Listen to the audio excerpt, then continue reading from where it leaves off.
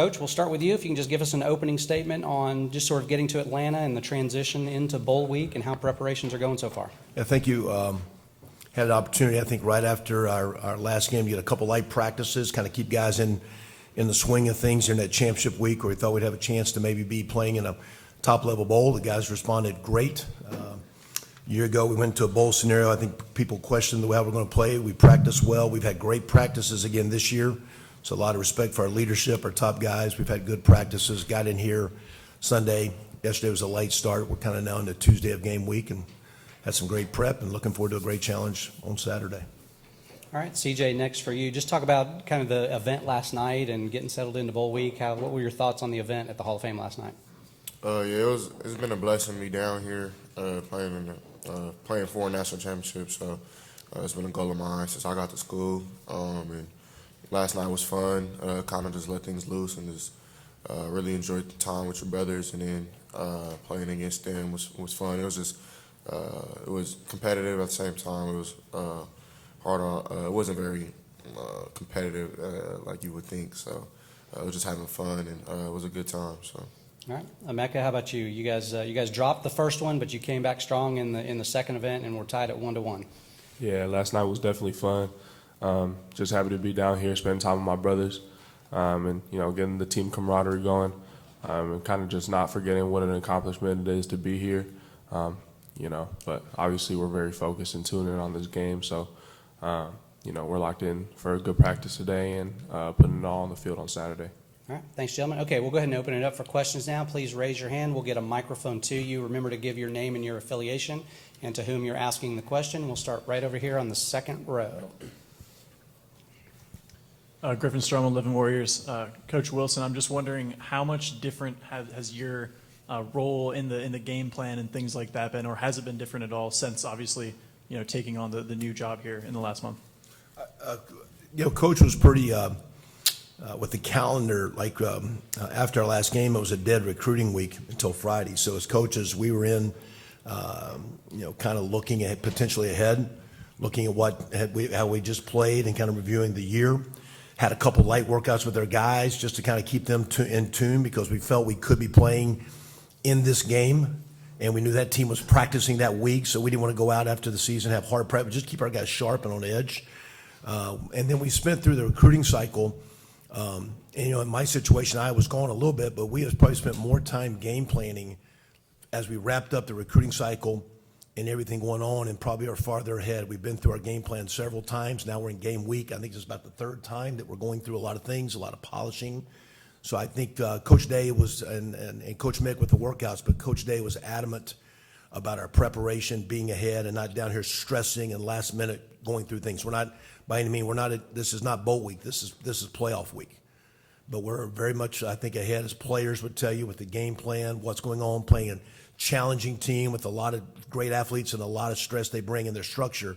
But we've worked really hard to be ahead and give our kids a chance to go out and be aggressive and play well Saturday night. All right, we'll take our next question from all the way back to the left side. Dom Taberi with WBNS TV in Columbus. CJ and Emeka and Kevin, indoor game, weather's not going to be a factor.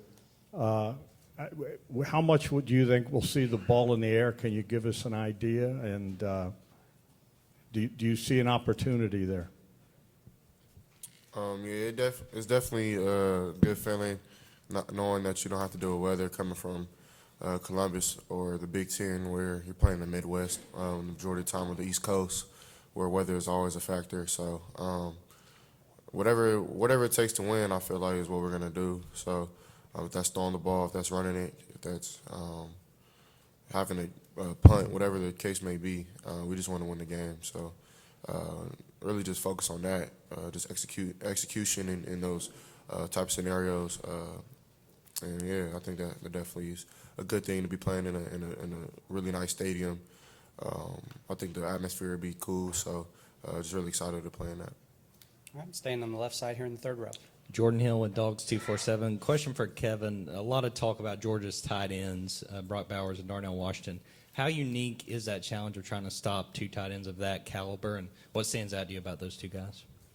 Yeah, you can hit Coach Knowles, and I just we're all kind of spread offenses. The game has evolved. I think, though, the last 5, 8, 10 years in college ball, if you don't have good tight end play, your quarterback's either going to have to throw it a whole lot or run a whole lot. And I think the tight end position just takes a lot of stress. And when you have two of them, you can balance up either side of the formation. You can add width to one side of the formation when you put them in tandem, let alone guys like they have, which we do too, and the way Cade and Mitch and G has played. Those are, I think, the quarterback is what makes it go. You can do what the line can block. The receivers make, then the running backs make the dynamic plays. But I always felt in our world the tight end position connects the offense together. And I think both groups will be huge Saturday night as both teams attack each other. All right, staying on the left side one more time in the back. Yeah, Clay Hall, ABC 6, Fox 28. CJ, keep reading about how you were recruited by Georgia and Coach Smart had an in-home visit, et cetera. How did you regard them? How close was it? Were you high on the Bulldogs? Yeah, I had a great recruitment with Georgia. I went on an official visit, and then I did have an in-home visit with him and Coach McGee. I think it was one other coach too. But yeah, they were very respectful. I enjoyed my time up there, met some of the players, and I think some of them still play for them now.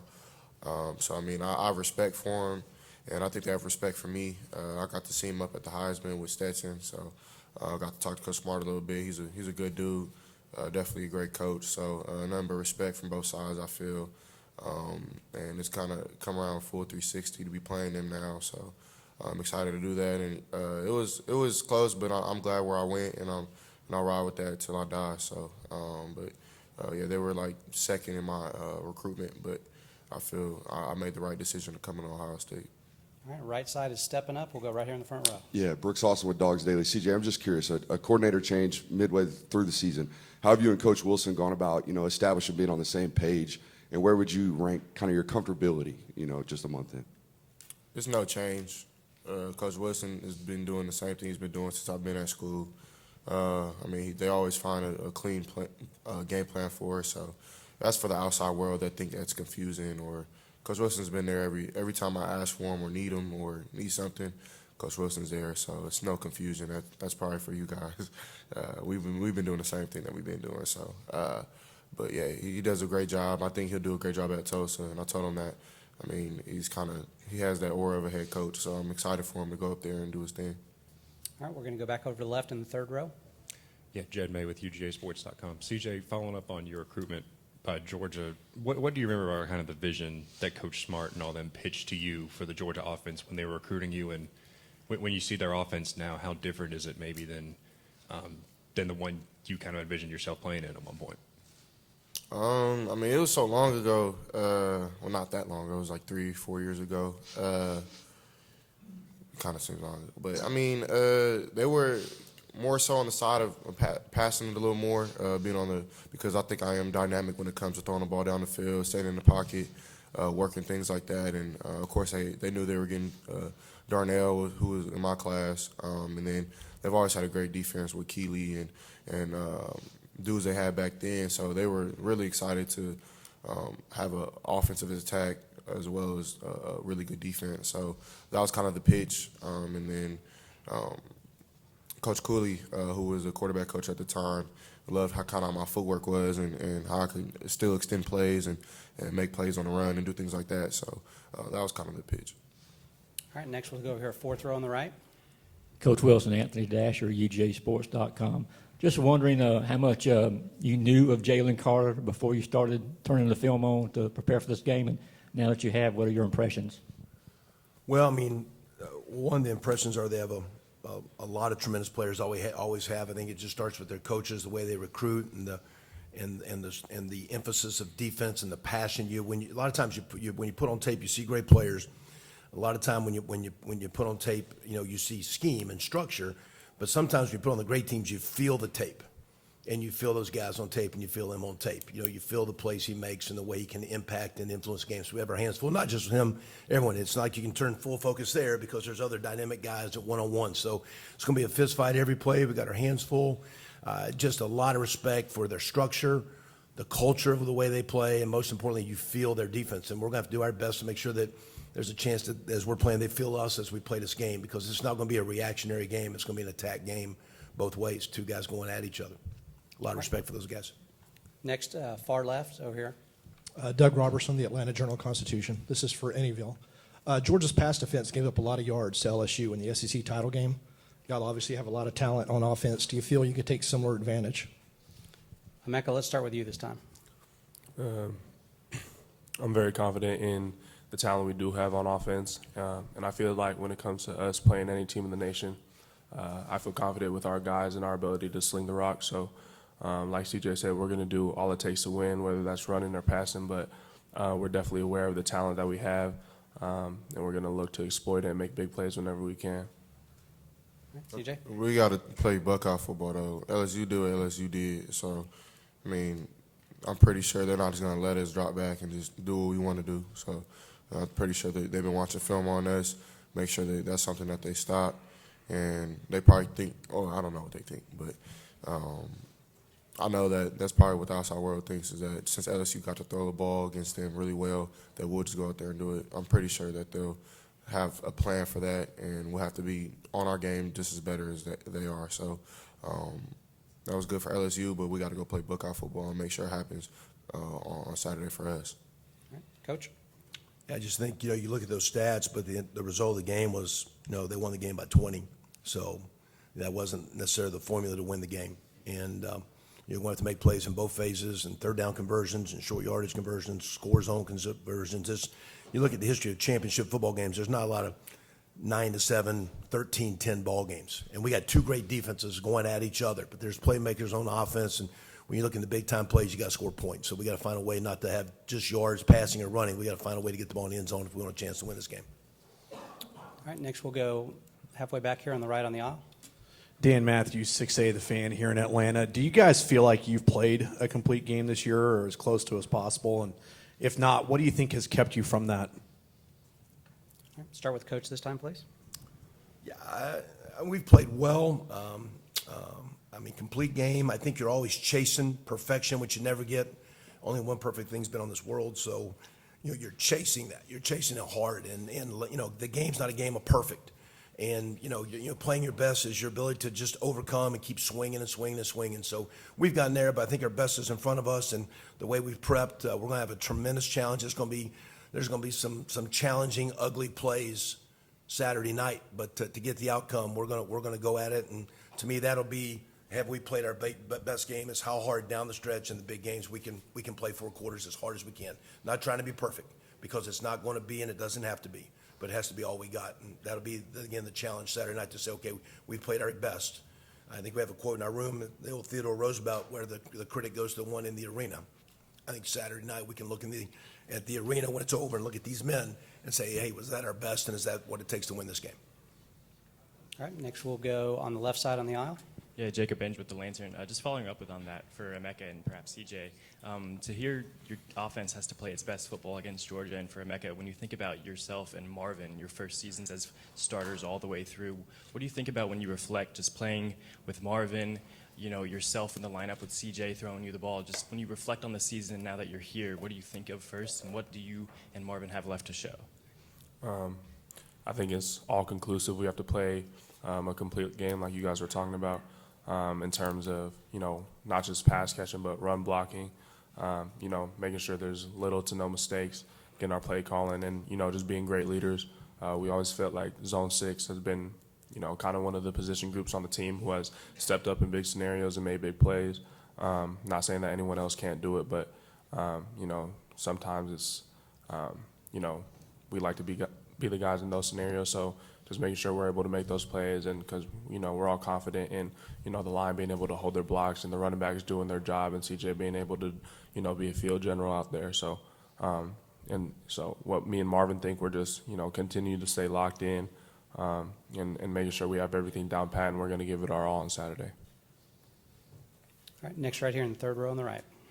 Charles Odom with AP. For Coach Wilson, Georgia's gone with a committee approach at running back this season, and you have had to utilize your depth as well. How much of that has been by design? How much by necessity due to injury? And can you talk about Mayan Williams and how I understand he's had to deal with a leg injury, how he is for this game.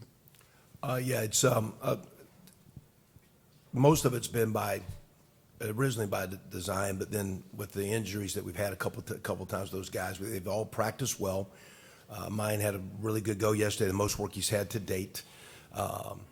And as we build through this week, I think we'll see those guys playing and playing well. But I think you need more than one back.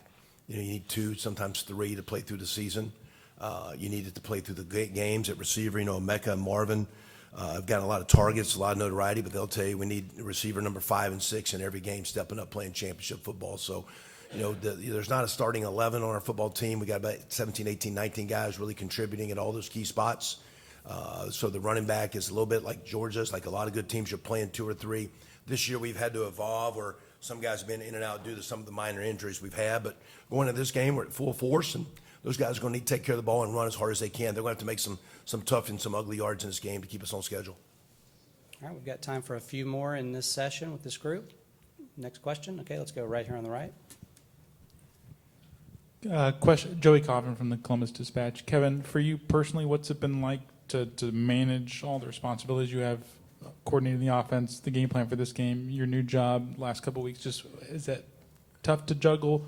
Other coaches I know, like Jeff Halfley, did it in 19, but just what's it been like from your perspective? Good, and I don't want to talk much about it because really the recruiting days that we had when the guys were recruiting, I was kind of dealing with the new opportunity. When we weren't recruiting, it was back here like I was here. I've been here since last Thursday. So now, pushing about 12 days directly with the team all the time. And really what's different from years ago is when there's a coaching change, you have to recruit your team so that everybody doesn't jump in the portal. So that was the issue, is trying to keep the guys on board. But I'm very compartmentalized. These guys know this. So when I'm on practice, it's all practice and it's full throttle. We're in the meetings, it's all meetings. So, there's probably 70% of the time has been on this bowl game. And the extra time's been late at night, like last night about 9:30. We started yesterday morning, about 7, got rolling. About 9:30 last night, I actually got to a couple things revolving about next year's job. Everything is with these guys. Coach Day's comment was, I am in this position because what these guys have done and the obligation. I said back in preseason, one of our goals was to get here and have a chance to be in this game and to be a part of this, and we want to have success in this game. So it's not been hard. It's been a lot of energy. And the total focus when it's been time to work is on these guys and giving us a chance to play well against a tremendous Georgia defense, and we're ready to roll. All right, staying on the right side in the second row right here. Andy Baxter from Letterman Row. Emeka, just wondering from last year's experience, what did you take away from the Rose Bowl and now playing a bigger role in this offense? How do you take away from that experience and apply that now? It was a little different because, there wasn't as much on the line, I feel. I felt like it was a good game for me to get my feet wet and understand what it's like to play on this scale. But this year is definitely different. I'm feeling more locked in, feeling more focused. And, I'm realizing as the days go on that it's going to take everything that we take, as a team. It's going to be, a hard-fought game till the fourth quarter. I'm not, I don't know what the score is going to be. I can't predict that. But I know that's going to take all 3 phases for us to be able to execute the way that we need to. So that was kind of something that carried on in the Rose Bowl. We were down at half, had to come out at halftime and have a big second half where we're clicking on all cylinders. And there's going to be a moment in the Saturday's game where we're going to face adversity, and it's going to come down to how we handle that. All right, over here to the left in the fourth row, please. Connor Riley, Dog Nation. This is a question for CJ. Emeka and Marvin both had over 1,000 yards receiving this year. What's made them so successful and helped you, show that you guys are one of the best passing offenses in the country this year? I definitely think their work ethic. Whenever I come into the facility, either they're there or they're coming, and they're coming with me or they're there by themselves on the jugs, and that kind of just shows you what type of work they put in. It's been like that since their freshman year, and I think that's kind of what's been paying off is just the work that they put in. And then really just how smart they are. Like, they pick them on the offense really well. When they first got in here, it wasn't like a slouch from Chris and Garrett, Mecca and Julian and Marvin were the twos that year, and they were just as good or, better at times. I'm not saying they're better than Garrett and Chris, but, they were playing really good football to be freshmen. And I definitely think that when you come in with that type of attitude of, like, I'm not just going to be here and try to learn, I'm going to be here and dominate, that's when you learn, and that's when you become a great football player. So it hasn't been overnight. They've been good since their freshman year. They just didn't have an opportunity to really touch the field last season. So I definitely, the work that they put in and how they came in with that type of dog mindset has definitely paid off to have success this year and to continue to have success in the future. All right, we've got time, I think, for two more. Any other questions? Okay, all the way back in the back, please, on the left.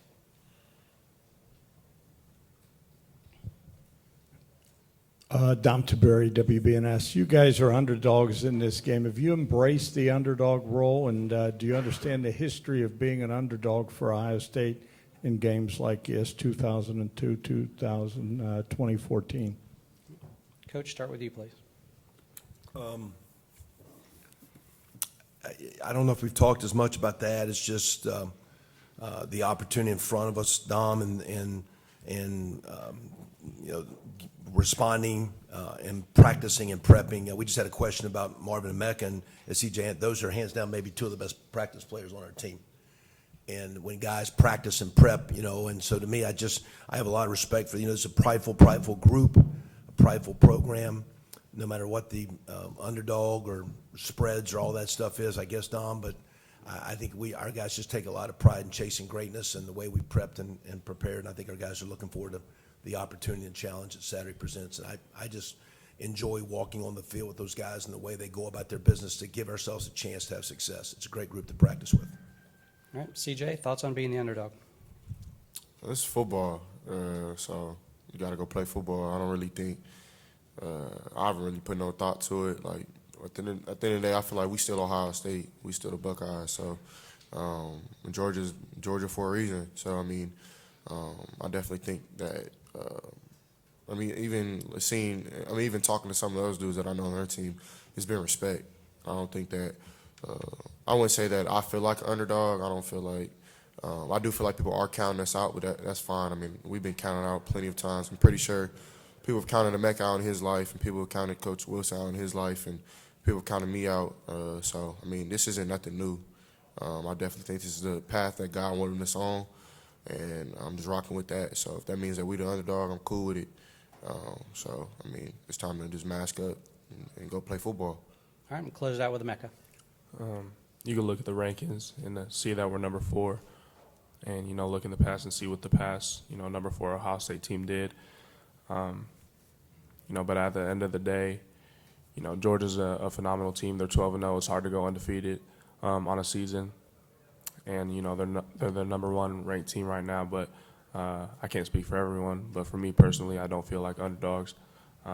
There's never been a time where I stepped on the field and I felt a severe disadvantage to the player across from me.